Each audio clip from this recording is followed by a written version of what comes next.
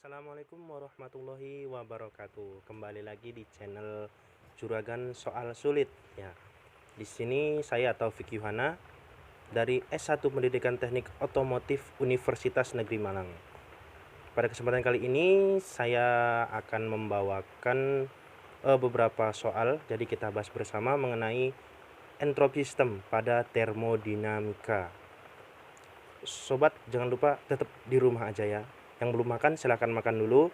Jangan lupa like, comment, and subscribe channel Juragan Soal Sulit. Dan selanjutnya mari cekidot deh kita ke soalnya ya. Oke, sobat di rumah aja. Ya, kita mulai ya presentasinya di sini mengenai entropi sistem. Tetap di rumah lah ya. Oke, lanjut. Pertama kita ke nomor 1. Nomor 1 ayo. Ya, multiple choice test. Ini jadi di sini kita pilihan ganda ya. Tinggal memilih saja. Walaupun memilih itu terkadang juga susah. Oke, nomor 1. Besarnya ketidakteraturan dalam sebuah sistem disebut, ya, di awal tadi sudah kita singgung. Lihat apa jawabannya? Entropi, betul. Nah, ini dia. Entropi itu adalah semua peristiwa di alam yang mencakup sebuah sistem. Tentunya tidak semua energi yang digunakan berubah menjadi usaha keseluruhan sehingga sebagian terbuang ke lingkungan dan tidak termasuk kestabilan. Hal inilah yang disebut entropi. Next, soal kedua.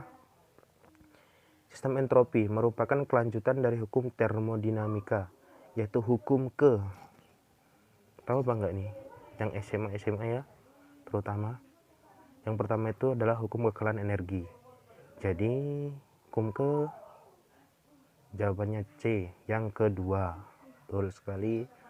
Pembahasannya pada hukum kedua termodinamika berbunyi kalor mengalir secara spontan dari benda bersuhu tinggi ke benda bersuhu rendah yang tidak mengalir secara spontan dalam arah kebalikannya, yang berarti sistem entropi mewakili pernyataan tersebut. Next, soal nomor 3. Isi penjelasan hukum termodinamika yang kedua diantaranya adalah apabila suatu mesin melakukan pekerjaan dalam satu siklus, maka kalor yang diterima titik-titik menjadi usaha yang dihasilkan. Ayo, tadi kan sudah disinggung ya di awal ya, masa udah lupa? Kalau lupa balik lagi deh biar bisa jawab. A sama, B sejajar, C tidak berubah seluruhnya, D berbeda, atau E tak tentu. Jawabannya adalah C, tidak berubah seluruhnya. Betul sekali. Pembahasannya ya sesuai dengan bunyi hukum termodinamika tadi, hukum termodinamika yang kedua tadi. Jadi tidak seluruh usaha itu, tidak seluruh energi itu jadi usaha, jadi juga ada yang terbuang. Oke, lanjut nomor 4 ya. Salah satu pendapat ilmuwan yang memperkuat teori hukum termodinamika 2 adalah A. Kevin Planck, B. Rudolf Diesel, C. Graham Bell, D. Tesla, E. R.I.G. Clausius. Ini yang suka lihat SpongeBob pasti tahu ini. Ya, jawabannya E. R.I.G. Clausius ya, bukan Plankton. Plankton itu musuhnya Tuan Crab, oke. Ya, di sini pembahasannya berdasarkan pernyataannya dari Clausius itu adalah suatu proses tidak mungkin terjadi jika satu-satunya hasil adalah sejumlah arus kalor yang mengalir keluar dari suatu sistem dengan suhu tertentu dan semuanya masuk ke dalam sistem lain pada suhu yang lebih tinggi. Ya, silahkan dicerna sendiri ya. Lanjut nomor 5. Ini dia tadi. Bukan Kevin Plankton ya, Kevin Planck ya ini.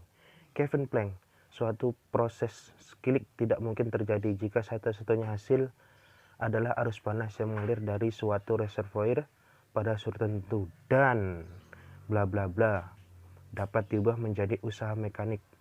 Kelengkapan kata pada pernyataan tersebut yang tepat agar menguatkan hukum termodinamika 2 adalah A. Seharusnya, B. Seluruhnya, C. Tidak dapat, D. Semuanya, E. Dijadikan. Kira-kira apa ini? Kan tadi sudah dibahas ya, kalau energi itu, panas itu masa sih semuanya bisa jadi usaha ya? Udah tahu? Ya ini dia jawabannya B, seluruhnya. Pembahasannya ini dia. Pernyataan Kevin Planck nih, suatu proses siklik tidak mungkin terjadi jika satu-satunya hasil adalah arus panas dari hasil pada suhu tertentu dan seluruhnya dapat diubah menjadi usaha mekanik. Oke, lanjut ya. Nomor 6. Pada perubahan isotermal pada silinder merupakan contoh perubahan entropi yang mengarah ke bla bla bla bla. A negatif, B positif, C 0, D tidak bergerak, E berubah. Isotermal pada silinder. Kalau yang nggak tahu, silinder itu dalam mesin ya, kayak kaleng atau pipa seperti itu, tapi yang tengahnya bolong, pokoknya itu silinder namanya. Tapi ini pada mesin. Oke, jawabannya B positif. Loh, kok positif ya? Ya ini penjelasannya.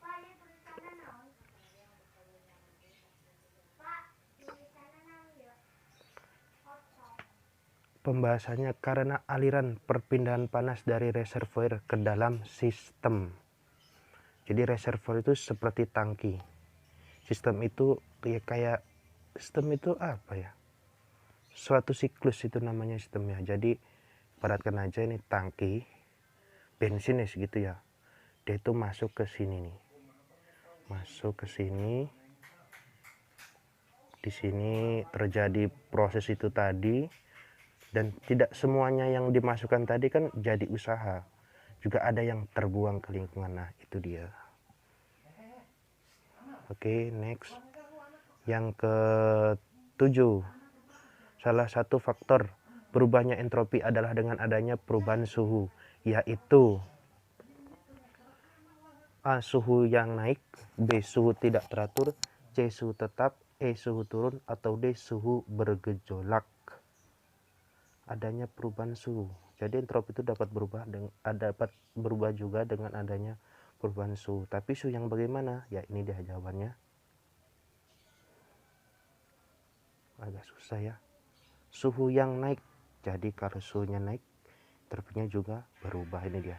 Karena dengan naiknya suhu tentunya jumlah kalor dan proses pada sistem juga akan berubah, sehingga ketidakteraturan dalam sistem tentunya ikut berubah. Lanjut ke nomor 8. Ayolah guys. Nah, pada perubahan fasa yang bagaimanakah sehingga menyebabkan entropinya berubah? Fasanya. Mungkin ada yang tahu fasa? Kalau ada yang tahu silahkan komen ya di bawah. Ini dia jawabannya. Fase yang tidak teratur jadi tak teratur. Pembahasannya, karena perubahan entropi berbanding lurus dengan perubahan fasa pada suatu zat. Ya. Jadi entropi itu kalau fasa sebuah zat itu berubah, otomatis entropinya juga berubah. Kalau dia naik, entropi juga naik. Kalau fasanya turun, entropinya juga turun. Jadi ya masuk ke soal nomor 9.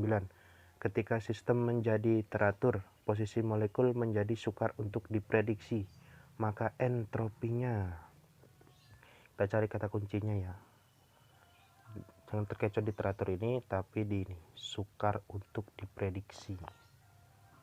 Jawabannya ayo meningkat, yaitu tadi sukarnya suatu molekul untuk diprediksi merupakan salah satu indikator untuk menyimpulkan bahwasannya terjadi ketidakteraturan. Itulah yang disebut entropi ya. Nomor 10. Ketika pelarutan zat dari solid ke zat apa, maka terjadi pula perubahan entropinya. Wah, ini agak gimana nih soalnya. Ke gas, liquid, fiber, padat, uap. Gas sama uap bedanya apa? Kalau uap ada airnya ya uap ya. Oke, kita lihat. Ke liquid.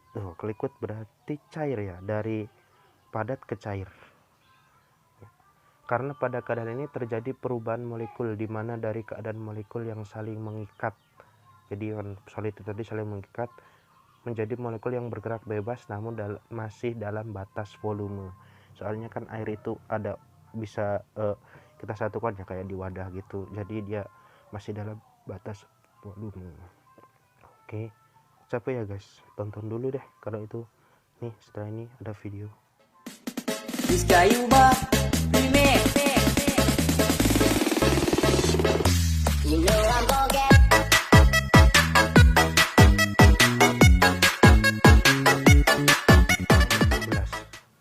Pada proses isothermal pada silinder merupakan contoh sistem entropi yang bersifat isothermal pada silinder. Ingatkan tadi yang silinder tadi ya, yang gambar mesin itu loh ya. Kalau nggak ingat, balik lagi deh, coba cek lagi di depan tadi. Oke, udah ingat ya. Ini lanjut aja, kira-kira yang mana?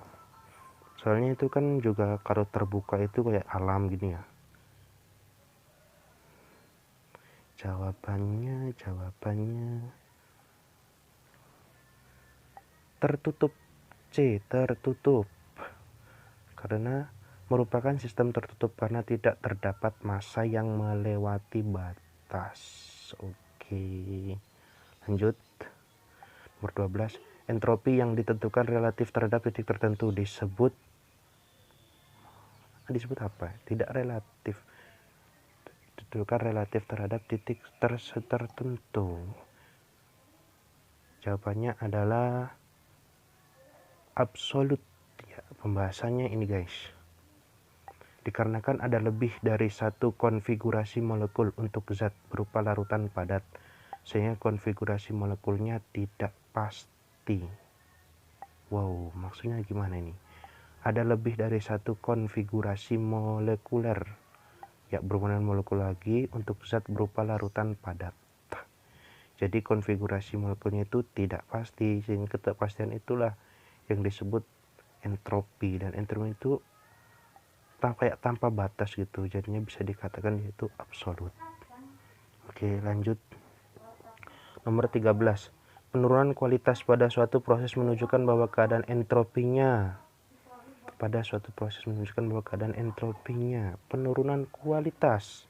Oke, A meningkat, B turun, C tetap, D stabil, atau E tak tentu. Jawabannya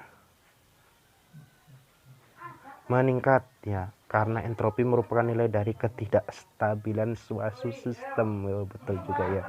Ya betul. Lanjut.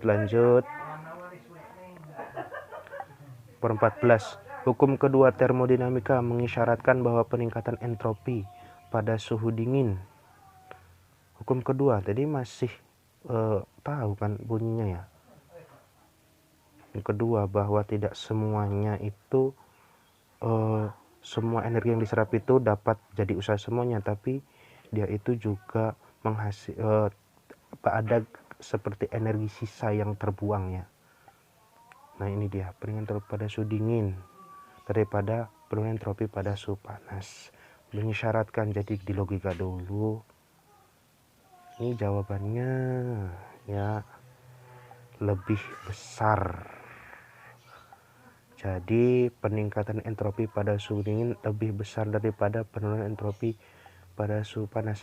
Kenapa? Karena di suhu dingin itu dia lebih menerima ya, lebih menerima kalor dari lingkungan itu lebih cepat daripada yang suhu panas itu dia mengeluarkan kalor ke lingkungan.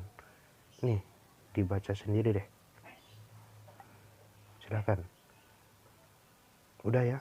Oke, next, nomor 15. Arti dari konstan pada proses isentropik adalah apa itu proses isentropik? Ya, kita sebagai orang awam gini aja, dari segi bahasa aja, konstan, konsisten, atau kalau kalian bahasa kalian ya komitmen ya. A, keadaan tetap. B, nilai entropi sama antara awal dan akhir. C, keadaannya berubah-ubah.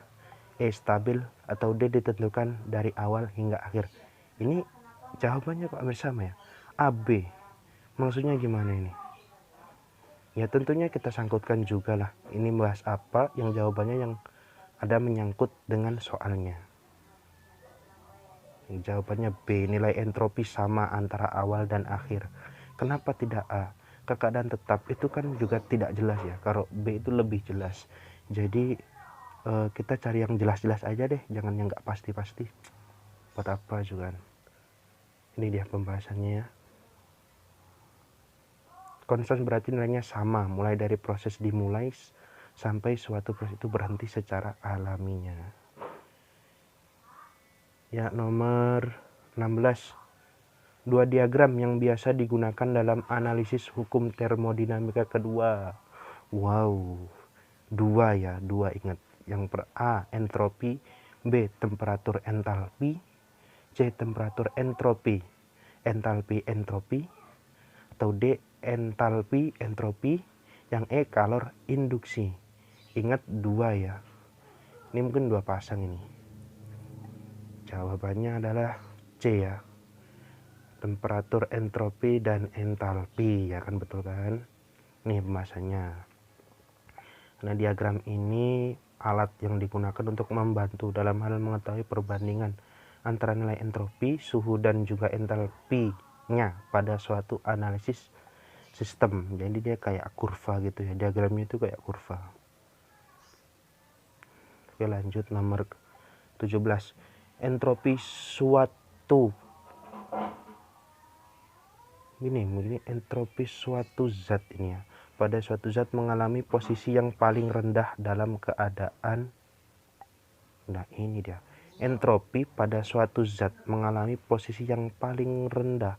Jadi dia itu ketidakteraturannya itu lebih minimalis dalam keadaan kira-kira apa kawan?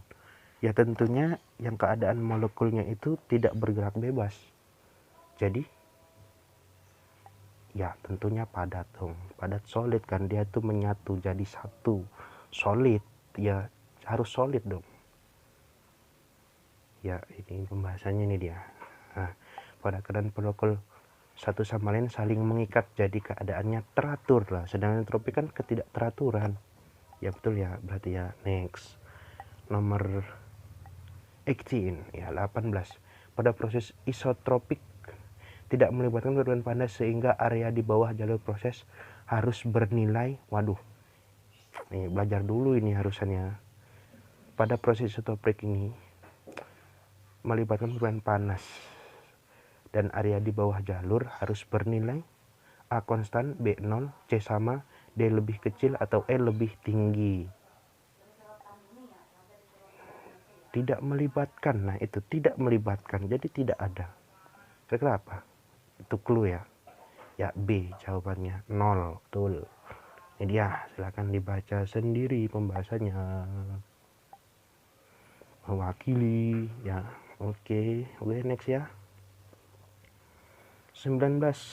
Berdasarkan beberapa contoh yang telah diberikan, perubahan entropi pada suatu zat selama proses adalah A. Perbedaan antara nilai entropi pada kondisi awal sampai akhir, B. Persamaan nilai awal dan akhir, C. Penjumlahan nilai awal dan akhir, D. Pengurangan nilai awal dan akhir, atau E. Perkalian nilai awal dan akhir. Ini maksudnya gimana ini?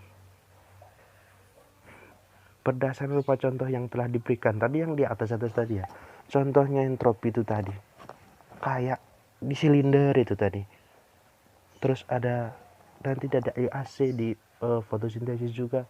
Perubahan entropi pada suatu zat selama proses ya, bisa disimpulkan aja lah.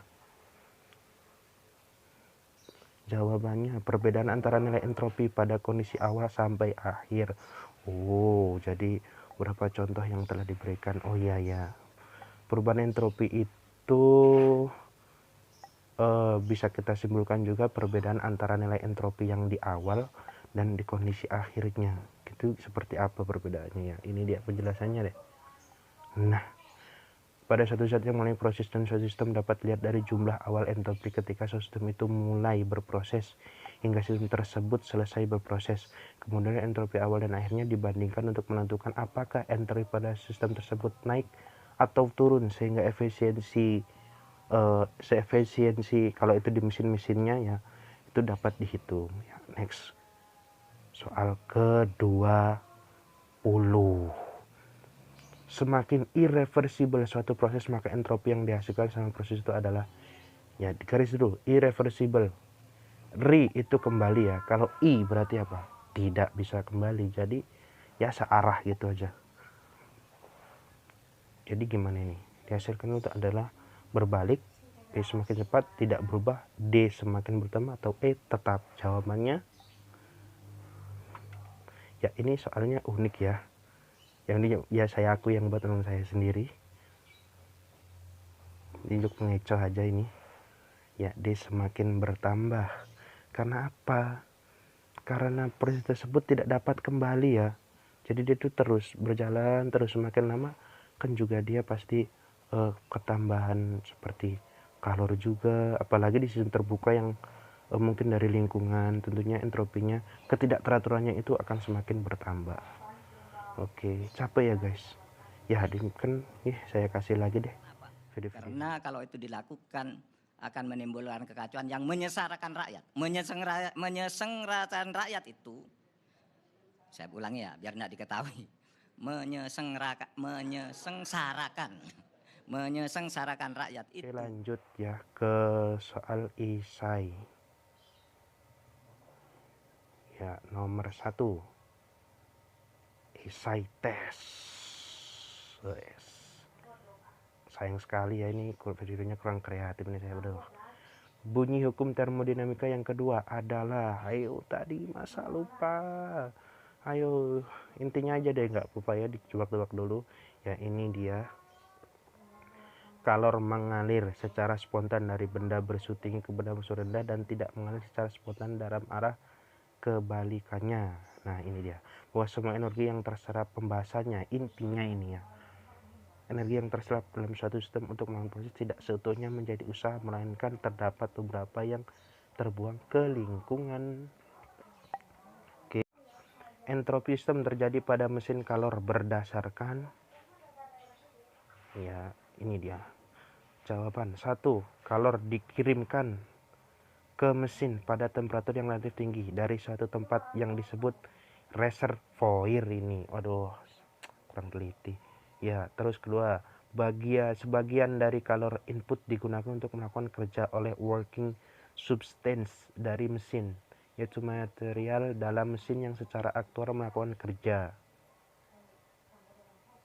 Nah, contohnya campuran bensin dan udara dalam mesin mobil. 3. Sisa dari kalor input, heat paham nggak? Panas dari kalor input ya, kalor kan panas ya pastinya, dibuang pada temperatur yang lebih rendah dari temperatur input ke suatu tempat yang disebut reservoir. Jadi ada dua, yang pertama itu reservoirnya itu memang sengaja ya, kayak tangki bensin itu. Kemudian yang kedua itu kayak reservoir terbuka, jadi kayak lingkungan lah ya, knalpot itu kan langsung ke lingkungannya, itu juga dianggap lingkungan itu reservoir juga ya. Biar lebih jelas ini deh, gue kasih lagi nih, saya kasih pakai gue ini dah. Nah ini dia gambarnya, nah ya, ini hot reservoir ya, maksudnya ini dia bisa jadi ke tangki bensin ya. Kalau kita ini dipakai di mobil aja biar mudah, tangki mobil masuk ini ke mesin ya. Nah nih, KIHA menyatakan besarnya input kalor. Nah jadi panas dari tangki itu masuk kemudian ke dalam mesin ya. QC menyatakan besar kalor yang dibuang ya. Udah ini QC yang ini. Nah ini kan selama proses ini kalor di sini tidak seluruhnya jadi W itu kerja yang dilakukan. Jadi tidak seluruhnya dari sini tuh ke sini. Selama ini juga ada yang terbuang. Nah yang terbuang ini ke cold reservoir ya.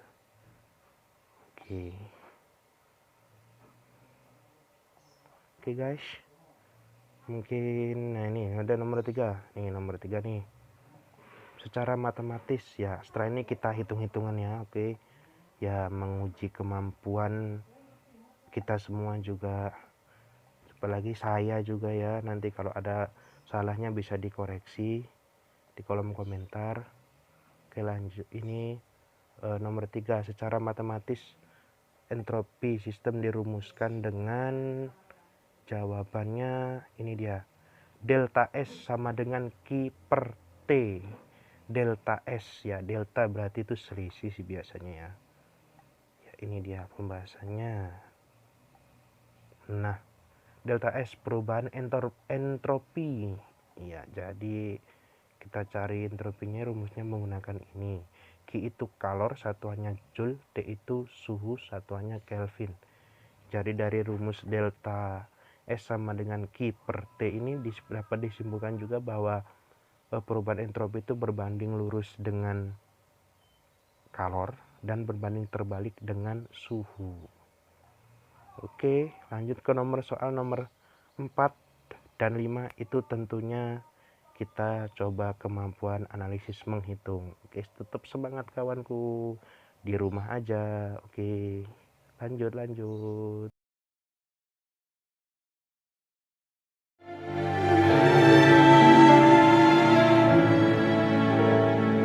Bunga indah cantik berseri, kulit putih bersih merahnya pipimu. Dia Aisyah putri Abu Bakar, istri Rasulullah.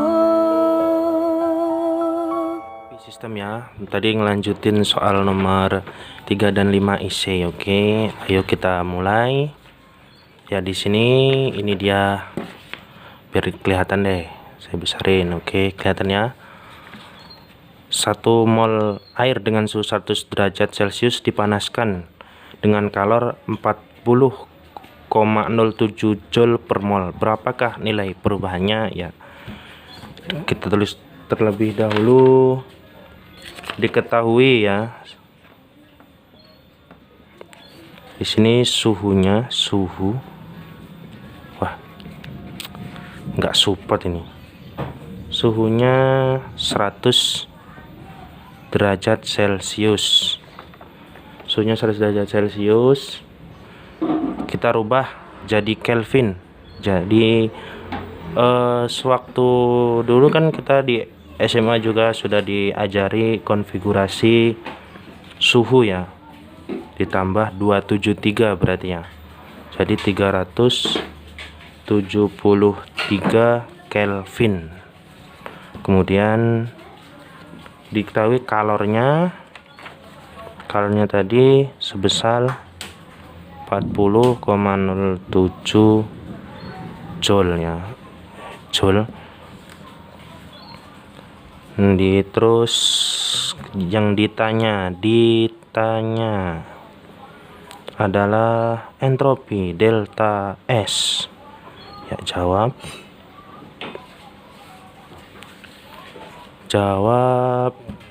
rumusnya tadi delta S sama dengan Q per T.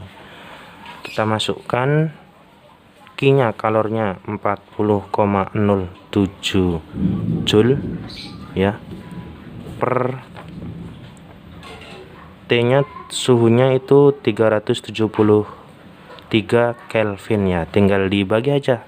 Boleh pakai kalkulator ya, langsung aja. Kita hitung-hitung dulu aja ya. Jawabannya 109,1 Joule per kilomol, dan selesai ya. Ini untuk jawabannya yang nomor 4 tadi ya. Tetap di rumah aja. Oke, jangan lupa juga subscribe Juragan Soal Sulit ya. Kita lanjut ke soal nomor 5. Ini dia, ini agak sulit ini nampaknya ya, dibacakan. Pada mesin Carnot mendapatkan 2000 Joule kalor dengan suhu 500 K, bekerja dan menghasilkan sejumlah kalor yang terbuang serta perubahan entropi totalnya dalam satu siklus adalah ya, ini yang ditanyakan, entropi total dalam satu siklus. Jadi ya, ini sudah saya tulis ya. Diketahui suhu pertama itu 500 tadi, 500 Kelvin. Suhu kedua 350 Kelvin. Kalor pertama itu 2000 Joule. Kemudian ya, kalor keduanya belum diketahui ya. Yang ditanya adalah kalor yang dihasilkan dan juga entropi perubahannya. Ya, kita jawab. Ini caranya mencari Q2 nya, disilangkan aja ya. Jadi Q2 per Q1 sama dengan T2 per T1.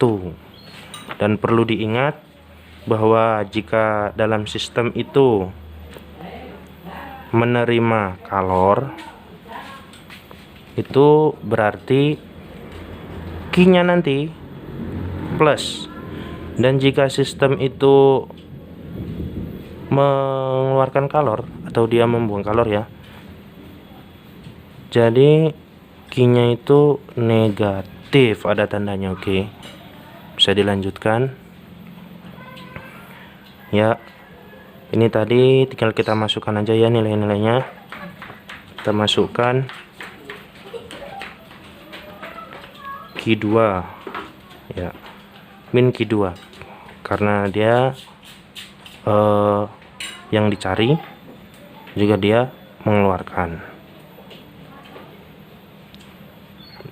2000 joule. Ini tadi Q1 nya dipindahkan ke sini ya,